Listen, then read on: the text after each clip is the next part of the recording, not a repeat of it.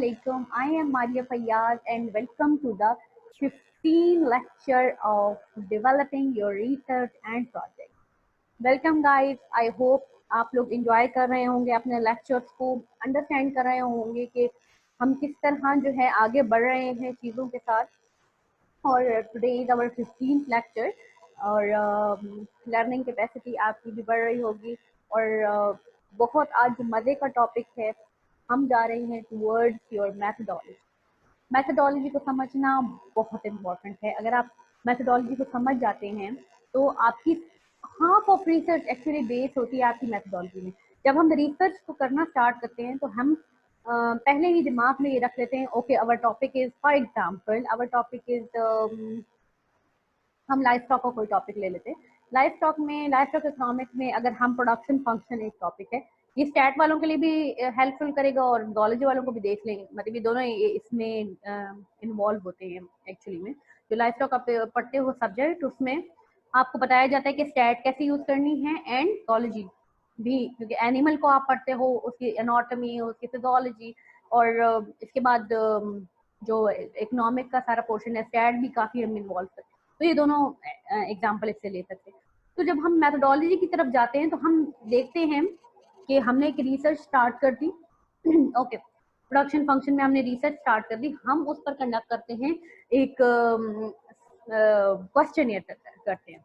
अब हम किस रिसर्च की तरफ जा रहे हैं? रिसर्च करते हुए हम ये सोचते हैं कि क्या ये क्वालिटेटिव है या क्वांटिटेटिव है या प्राइमरी रिसर्च है या सेकेंडरी रिसर्च है. ये सारी चीज़ें हम कंडक्ट करेंगे. अब ये सारी चीज़ें कैसे होती हैं, इनको समझना कैसे है, ये हम जो है आपको बताएंगे थ्रू इन आवर पीपीटी. और पीपीटी में ही आपको पता चलेगा कि कैसे जो है सारी चीज़ें मिक्सअप हुई हैं, कैसे हम इसको कंडक्ट करेंगे, मतलब क्या होता है रिसर्च का, प्राइमरी सेकेंडरी, ये सारी टर्म्स ये कहाँ से आई हैं, इनका क्या मतलब है, ये सारा कुछ हम पढ़ेंगे इसमें. आई होप आपको समझ आएगा. बहुत आसान लैंग्वेज मैंने इसको करने की कोशिश की है ताकि आप लोग इसको सम अप कर सकें अपने रिसर्च में और एक कॉन्सेप्ट बिल्ड कर सकें. कॉन्सेप्ट लेना बहुत ज़रूरी होता है. ये ज़रूरी नहीं कि आपने किस तरह चीज़ों को लेके चलना है. जब आप किसी फील्ड में होते हैं, किसी भी फील्ड में, आप केमिस्ट्री पढ़ रहे हैं, आप उस फील्ड में हैं, आप उस रिसर्च में हैं, आपको बहुत सारा बैकग्राउंड नॉलेज ऑलरेडी आपके दिमाग में है. आप थ्रू आउट एक सब्जेक्ट पढ़ चुके हैं, बीएस से आ रहा है, फिर आप बीएस करते हो, बीएस में आपकी background knowledge according to your subject होती है, आप बहुत कुछ वहाँ सीखते हो. आप जो है देन एमफिल अगर करते हो तो एमफिल में सबसे बड़ी बात ये होती है कि आपके बीएस का नॉलेज भी आपके साथ आप लेकर आ जाते, चाहे आपको वो याद है या नहीं याद है. आहिस्ता आहिस्ता जैसे जैसे आप चीजें दोहराते हो आपको वो चीजें याद आना शुरू हो जाती है और बहुत ज्यादा जो है वो गैदर होना शुरू हो जाती है. एक लेवल होता है जब आप फोकस से रिसर्च करते हो तो आपको पता चलता है कि ओके कैसे मुझे इन चीजों को लेके जाना है. ठीक है, हम इस चीज को लेके चलते हैं आगे. हमारा जो टॉपिक है जैसे कि हम पीपीटी को स्टार्ट करते हैं, sorry waiting. Okay, now we are going toward the PPT. 15th lecture है माशाल्लाह से आज हमारा. इसको हम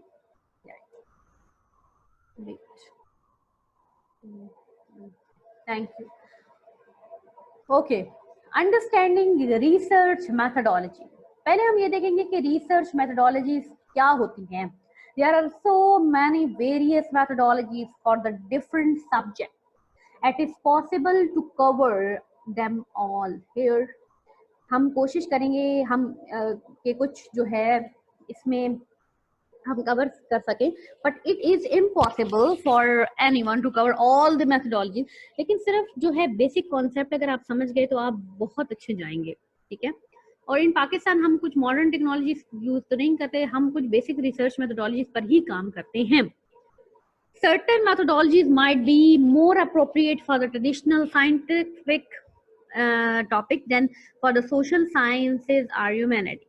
देखिए, कुछ जो मेथडोलॉजीज हैं वो ट्रेडिशनली यूज की जाती हैं. साइंटिफिक मीन जो साइंस से रिलेटेड लोग हैं, केमिस्ट्री के, जोलॉजी के, या प्लांट पैथोलॉजी एक सब्जेक्ट है, प्लांट हाइब्रिड एक सब्जेक्ट है हमारा, कार्बन एक पूरा CO2 कार्बन पर एक सब्जेक्ट पढ़ाया जाता है, वो एक सब्जेक्ट है पूरा। केमिस्ट्री का में डिफरेंट डिविजन्स होती हैं, बायोकेमिकल जो, अब इस तरह के लिए डिफरेंट मेथोडोलॉजीज हैं। सोशल साइंसेस के लिए प्राइमरी रिसर्च यूज होती है, वो मैं आपको बताऊंगी क्या होती है। तो अब डिफरेंट, आपको ये सिर्फ समझना है कि with respect to my topic कौन सी मेथोडोलॉजी अप्लाई होती है।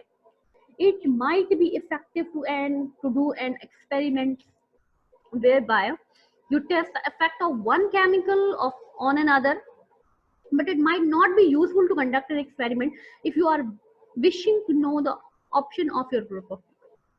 देखिए बात समझने की है सिर्फ, it might be effective to do an experiment whereby you test the effect of one chemical on another.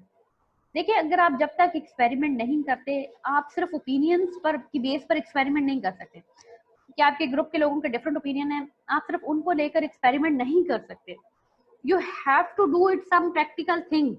Methodology क्या है कि आप एक चीज बना लेते हो, एक मेथड अप्लाई करते हो इन योर प्रैक्टिकल लाइफ। आपको प्रैक्टिकली चीजें कैसी मिल रही हैं, आपने तो वो देखना है ना।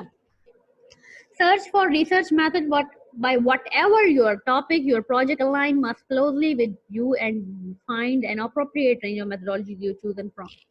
आपको एक अप्रोप्रिएट मेथोडोलॉजी को चूज करना है जो सूट करे आपको, आपके सब्जेक्ट को सूट करे। Discuss your method choice with your supervisor if you have one, an alternative friend, colleagues and other course participants, other family members where appropriate. अच्छा, बड़ी मजे की बात है, देखें बॉन्ड बनाना बहुत जरूरी होता है। सुपरवाइजर से डिस्कस करें। पाकिस्तान में यही है कि सबको सुपरवाइजर अलॉट किए जाते हैं जिनके ऊपर वो काम करते हैं। If you haven't any supervisor, किसी फैमिली मेंबर्स, ऐसे फैमिली मेंबर या फ्रेंड से मशवरा लें जो पहले से इस फील्ड में हो, सब्जेक्ट रिलेटेड। जरूरी नहीं है कि उसने रिसर्च की हो, नहीं, जरूरी नहीं है। अगर आपको रिसर्च मेथोडोलॉजी यहाँ से समझ आ गई है तो फिर आप दुनिया के किसी भी सब्जेक्ट पर रिसर्च कर सकते हैं। अब हम चलते हैं आगे। दो तरह के हमने रिसर्च को डिवाइड किया गया है, क्वांटिटेटिव और क्वालिटेटिव। फर्स्ट जो है हम पढ़ना शुरू कर रहे हैं क्वांटिटेटिव को। क्वांटिटेटिव मेथोडोलॉजी अपने नाम से ही जाहिर है कि क्वांटिटेटिव रिस्पांस, एक ऐसा रिस्पांस जो कि काउंटेबल हो। Quantitative methodology produce a quantitable outcome. You are likely to have a clearly set out a response to question to your answer, questions your what you ask. Otherwise, you know the variables. आपको variable बता दिए जाते हैं। एक दो तरह के variable होते हैं, जैसे हमने हाइपोथेसिस में डिस्कस किया था। दो तरह के वेरिएबल होते हैं, इंडिपेंडेंट, डिपेंडेंट वेरिएबल। उनको कुछ नंबर्स अलॉट किए जाते हैं थ्रू सम क्वेश्चनियर्स। अब ये डिफरेंट मेथोडोलॉजी है ना। क्वांटिटेटिव में आप कोई क्वेश्चनियर ले लेते हो, आप उसमें यस और नो नहीं लिखते हो, आप उसमें नंबरिंग कर देते हो। 10%, 20%, 30%, 50%, इस तरह का क्वेश्चनियर होता है, उसको कंडक्ट करते हैं और फिर जो है वो क्वांटिटेटिव एनालिसिस कहलाता है। Example could be including yes और नो, रिस्पांस, लाइक्लीहुड और degrees of satisfaction question, and you given the scale and demographic response such as age. मतलब कोई नंबरिंग जरूर होगी, कोई स्केल जरूर होगा, कोई डिग्री जरूर होगी, ठीक है। ये एग्जाम्पल में आप यस और नो तो लिखते हो, मतलब, लेकिन बट आपको उसका कुछ डिग्री देनी पड़ती है, कोई स्केल देना पड़ता है। This allow for the statistical and reliable. अब ये जो स्टैट के ज्यादातर स्टूडेंट होते हैं, जब when we are doing the research, मैं आपको बताऊं तो हमने जो SPSS एक सॉफ्टवेयर है उसको फॉलो किया था। SPSS सॉफ्टवेयर को हमने जानने के लिए हम गए थे स्टैट के स्टूडेंट्स के पास, ताकि वो हमें समझा सकें। हमें सुपरवाइजर ने बता दिया था कि जी you have to use the SPSS software for to conduct your result, ठीक है। अब हमारी मेथोडोलॉजी मतलब क्या थी? क्वांटिटेटिव मेथोडोलॉजी थी, ठीक है। Now this allow for statistical. अब हम इस तरह चले गए रिप्रेजेंटिंग सैंपल। हम सैंपल बनाते हैं, आपको पता है सैंपल क्या होता है। सैंपल से पॉपुलेशन बनती है। सैंपल छोटा सा होता है, पॉपुलेशन थोड़ी बड़ी हो जाती है, ठीक है। तो ये चीजें हैं उसको रिप्रेजेंट करने के लिए। इसको मैं पढ़ भी देती हूँ। This allow for the statistical reliable and significant analysis of and between variables to be undertaken which may infer something about the sample population and it is representative sample the wider target population. आपको पता है sampling होती है, कुछ लोग population भी use करते हैं, सैम्पलिंग होती है 10 बंदों की, 11 बंदों की, लेकिन अगर आप एक्सीड कर देते हो अप टू 100, एक बड़ी पॉपुलेशन को ले लेते हो, उसको हम कहते हैं पॉपुलेशन, ज्यादा लोगों को हम कहते हैं पॉपुलेशन। एंड जो छोटी कम्युनिटी को अगर आप ले लेते हो, 2-4 बंदों का सिर्फ आपने सैंपल लेना है, तो वो सैंपल कहलाता है। क्वालिटेटिव मेथोडोलॉजी क्या होती है? Qualitative methodology do not provide a structured response as those can be obtained from the qualitative method and fewer influence can be made beyond the individual sample. However, less structure means less restrictive answer. With the qualitative method often provide very rich and conceptual data, it might be that we want to know beyond yes or no. Instead, trying to achieve well may be I am not sure through because of X, Y, and Z. Type the answer that will tell us more. देखिए, qualitative में आपके पास जो options आते हैं, कोई question या जवाब बनाते हैं, उसमें बहुत ज्यादा वैरायटी आ जाती है। हाँ, मतलब आपने ये देखना है कि इसमें क्या होता है, यस और नो नहीं होता कि हाँ जी मैं एग्री करता हूँ या नहीं एग्री करता, ओके इतने परसेंट लोग एग्री कर रहे हैं, इतने परसेंट लोग नहीं एग्री कर रहे, दिस इज क्वांटिटेटिव। क्वालिटेटिव में आपने लिखना होता है yes, no, neutral, might be, might not be, इस तरह की आपने देखना होता है, ठीक है। Agree, strongly agree, neutral, less agree, don't agree. अब इसमें जो होता है थोड़ा डेटा डिफाइन करना मुश्किल होता है, मैं क्योंकि क्वालिटेटिव में आपने बताना होता है, आपने खुद से उसका स्टेट बनाना होता है, ठीक है, आपने खुद से उसकी परसेंटेज सेट करनी होती है, एक क्वालिटी मेजर करनी होती है। जैसे क्वालिटी मेजर करने के लिए डिफरेंट हम एस्पेक्ट यूज करते हैं। क्वेश्चन यार सबसे ज्यादा इंपॉर्टेंट है, हाइपोथेसिस जो आप क्रिएट करते हैं वो बहुत इंपॉर्टेंट सकता है, वो सैंपल मेड होता है। क्वालिटेटिव में हम थोड़ा सैंपल रखते हैं, हम मतलब छोटा एरिया को कवर करते हैं और फिर डिफरेंट रिसर्च को कंबाइन करके हम एक अपना रिसर्च कंडक्ट करते हैं, ताकि हमें क्वालिटी ऑफ अवर रिसर्च का पता चल सके। Choosing your research methodology, whether you choose to go with either qualitative and quantitative or combination, कुछ लोग इसका combination भी use करते हैं, of two is completely up to you, your ideologically preferences, the nature of your research, the question, and preferable even the secular of your subject and research. अब ये सिर्फ आप पर ही डिपेंड करता है, आपकी आइडियोलॉजी पे, आपके कमांड पे, कि आप किस तरह जो है इसको यूटिलाइज कर रहे हैं, ठीक है। ये बहुत इंपॉर्टेंट है, रिमेंबर दैट, बहुत इंपॉर्टेंट है कि आपका रिसर्च क्वेश्चन क्या है, प्रपोजल क्या है, what do you want to find out, source of information आपने कहाँ से एनालिसिस किया है, कहाँ से इसका आंसर ढूंढा है, मेथड ऑफ एनालिसिस क्या है, मेथड क्या यूज किया है आपने, आइदर क्वांटिटेटिव मेथड है, क्वालिटेटिव मेथड है, और क्या है आपका मेथड, ठीक है। इसके बाद हमारे पास आ जाता है बाइसनेस। ओके, बाइसनेस क्या होती है, what biases do you I want to avoid, what the advantage and disadvantage होते हैं कुछ मेथोडोलॉजी की आप जो यूज करते हो। देखें, आपने ये भी तो बताना है ना कि आपकी कोई रिसर्च में कोई गैप ना रह जाए। गैप फाइंडिंग में मोस्टली हम बाइसनेस और इस चीज को डिफाइन करते हैं कि एडवांटेज क्या है, डिसएडवांटेज क्या है। ओके, तो वी गो फर्दर, एक मिनट। ओके, सॉरी, अच्छा, प्राइमरी रिसर्च और सेकेंडरी रिसर्च के बारे में भी हम जान लेते हैं। Primary research involve drawing conclusion directly from the result, data और एविडेंस देमसेल्फ। प्राइमरी रिसर्च क्या होता है, एक ओरिजिनली फोकस्ड रिसर्च होता है, रॉ एविडेंस होती हैं, ज्यादा इंटरप्रिटेशंस नहीं होते कुछ रिसर्चर के काम को, मतलब आप इसको इनिशियल रिसर्च कह सकते हैं। Conducting experiment and analysis research, आपने कोई कंडक्ट की एक्सपेरिमेंट और एनालिसिस उसका एनालाइज कर दिया, रिजल्ट ये है। Collecting data, analysing another researcher data in original way, investigating source evidence or artifacts directly linked to the example under study, developing pure theory derived rationally from mathematical and philosophical। ये एक example है। देखिए, primary में हम क्या data इकट्ठा करते हैं, जो इनिशियल डेटा होते हैं वो इकट्ठा करते हैं, ठीक है। इनिशियल डेटा को इकट्ठा करते हैं और हम उसके बारे में कंक्लूजन निकाल देते हैं, okay this is the conclusion. Primary data source होते हैं वो डायरेक्ट एविडेंस होता है फॉर एंड अगेंस्ट किसी भी थ्योरी का या जो भी हाइपोथेसिस क्रिएट की गई है उसका। प्राइमरी डेटा जो होता है हमेशा किसी जर्नल से, किसी कॉन्फ्रेंस पेपर से आप इकट्ठा करते हो डेटा। अभी कुछ लिखा नहीं है आपने, कुछ कंडक्ट नहीं किया, कुछ भी रिसर्च नहीं ली, सिर्फ ये जो मटेरियल आप इकट्ठा करते हो, this is called your primary data. Sometime primary research को इस तरह भी डिफाइन किया जाता है कि जर्नल जो आप जर्नली कलेक्ट कर लेते हो डेटा, उसको आप कहते हो प्राइमरी डेटा, ठीक है।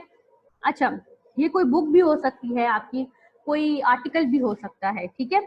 सेकेंडरी डेटा क्या होता है?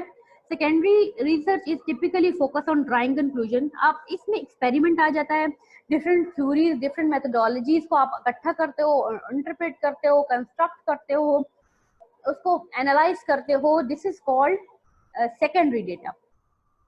इसमें बहुत सारी चीजें इन्वॉल्व है, ठीक है। इसमें बहुत कुछ है कि आपने अपने अल्फाज में लिखना है, रिव्यू करना है, एनालिसिस करना है, डेवलप करना है उसका रिजल्ट, आपने एक एक्सपेरिमेंट कंडक्ट करना है, ठीक है।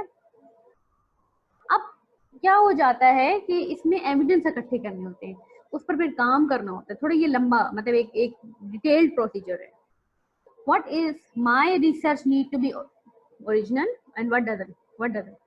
समटाइम अब क्या है, व्हाट इज माय, अब क्या कहना चाह रहे हैं आप, क्या क्या हमें प्राइमरी रिसर्च यूज करनी चाहिए या सेकेंडरी यूज करनी चाहिए? मैं फिर कहूंगी it's all depend upon your question. Sometime about your research should be original or as what is its purpose.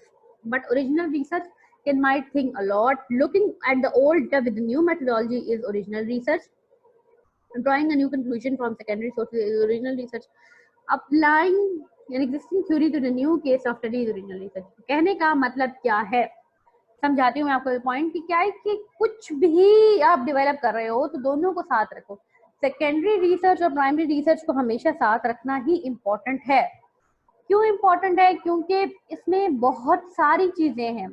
एक ओरिजिनल रिसर्च का होना जरूरी है, क्योंकि अगर ओरिजिनल रिसर्च नहीं होगी तो आप कैसे काम कर सकते हो, आप कैसे चीजों को आगे लेके जा सकते हो, आप कैसे कंक्लूजन करोगे, आप कैसे एनालिसिस करोगे। आप किसी को प्रेजेंट कर देते हो, दिस इज ओरिजिनल जर्नल, ये एक टॉपिक है, for example animal life stock पर कोई टॉपिक है आपका, तो कि ये जी कैट रेयरिंग पर है और ये कैट रेयरिंग पर जर्नल बनाया गया, तो दूसरा उस जर्नल को पढ़ लेगा, but what is your effort? Your effort is when you prepare a whole research about the different thing. समझ रहे हैं आप? ओके, तो this is in that topic. अच्छा जी, अगर हम इस चीज को देखें तो हमने इस टॉपिक में क्या सीखा, कुछ 4 पॉइंट थे हमारे main point. First of all quantitative research, qualitative research, secondary research, primary research and secondary research. पहली बात है क्वांटिटेटिव रिसर्च क्या थी, कि जो आप क्वांटिटी से मेजर कर सकते हैं। क्वालिटेटिव जिसमें आप डिफरेंट सिनेरियोस को ले सकते हैं।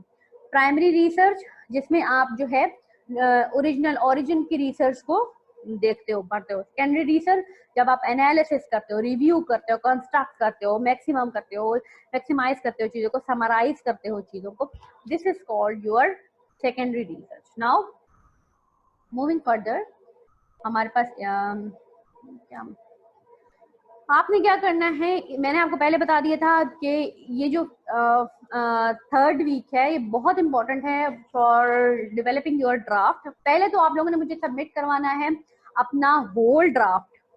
6 लेक्चर से जो हमने स्टार्ट किया हुआ था, स्ट्रक्चर बनाया था फर्स्ट ड्राफ्ट का, वो अपने दिमाग में रखना है, उसको कंस्ट्रक्ट करना है, उसको बनाना है, ऐड करनी है मेथोडोलॉजी, और ये बताना है आपने कि what is the suitable methodology for you and why.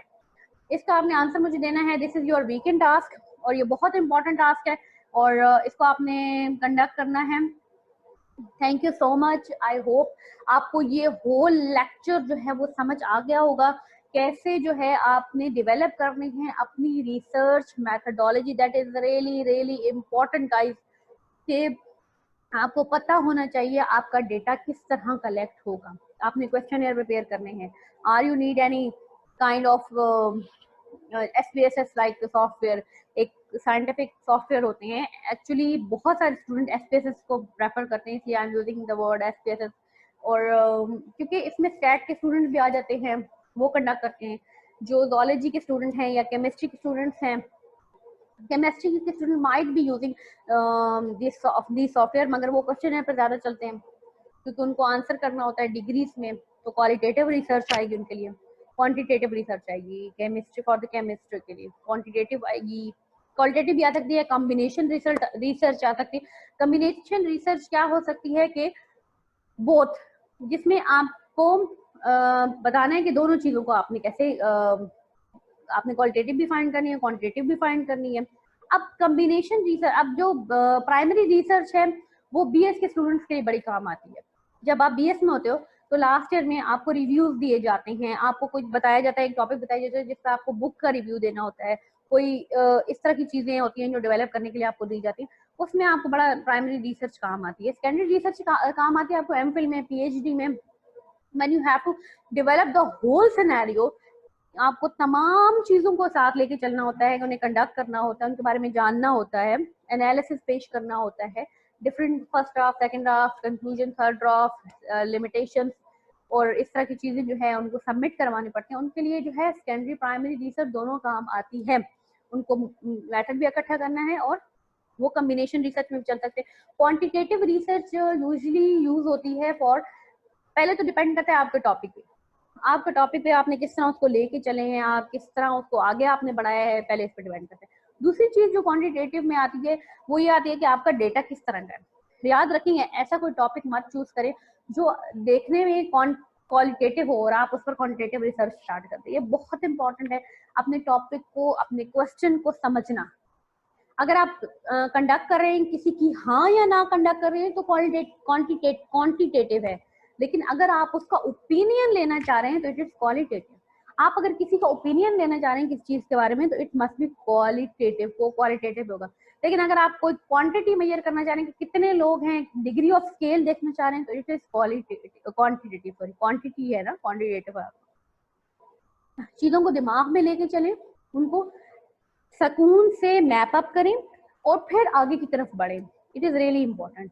यहाँ तक आपका फर्स्ट ड्राफ्ट कंप्लीट हो जाता है कि आपको पता चल जाता है क्या है मेथोडोलॉजी, ठीक है। बट बहुत सारी चीजें यहाँ पर सम अप होती हैं। देखिए एडिटिंग, री एडिटिंग आपने करनी ही करनी है, लेकिन एक जो स्ट्रक्चर सा होता है वो प्रिपेयर हो जाता है। Thank you so much. अल्हम्दुलिल्लाह मैं उम्मीद करती हूँ आपको ये चीज़ें समझ आ रही होंगी, आप लोग समझ रहे होंगे कि कैसे चीज़ों को लेकर चलना है। Thank you so much guys, और अपना ख्याल रखें। मिलते हैं नेक्स्ट वीक। अल्लाह हाफिज़, अपना ख्याल रखें।